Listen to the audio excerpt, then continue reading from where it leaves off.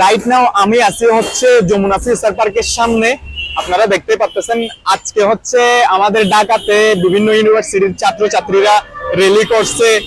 তারপর হচ্ছে আমাদের যে কোটা আন্দোলনে যে ভাইয়েরা হচ্ছে নিহত হয়েছে তাদের নিয়ে হচ্ছে কথাবার্তা বলছে, সংবাদ সম্মেলন করছে।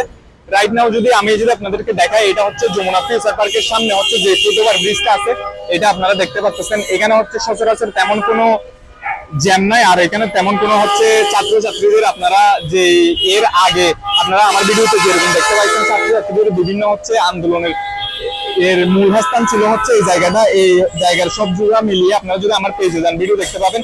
এখানে যদি আপনারা এখন দেখেন খুব সচরাচর এই শুক্রবারের মতো শুক্রবারে যেরকম থাকার কথা, আপনারা আশেপাশে যদি লক্ষ্য করেন, এই হচ্ছে বসুন্ধরা রোডে এদিকে হচ্ছে প্রায় 3টা প্রাইভেট ভার্সিটি আছে। তারপর হচ্ছে সামনে যেটা দেখতে পাচ্ছেন এটা হচ্ছে নর্দা, আর এদিকে হচ্ছে আপনার বিমানবন্দরের রোড হচ্ছে এটা। সব মিলিয়ে যদি আপনাদের যমুনা ফিউচার পার্কের বসুন্ধরার কথা বলি, একদম নীরব আছে। তবে একটা কথা হচ্ছে বলবো, আপনারা যারা সাধারণ জনগণ আছেন আমাদের ছাত্রদের পাশে দাঁড়ান, আমাদের ছাত্রদেরকে সাপোর্ট করেন। আমাদের ভাইরা যে মারা গেছে, এই মুগ্ধ আছে, তারপর হচ্ছে সাইদ ভাই আছে, তারপর আরো বিভিন্ন যারা আছে তাদের যাতে শহীদি মর্যাদা নিতে পারি, এবং হচ্ছে আমরা এই দেশের যে সমস্ত কুসংস্কার চলতেছে এগুলো সবকিছু হচ্ছে ঠিক করতে পারি।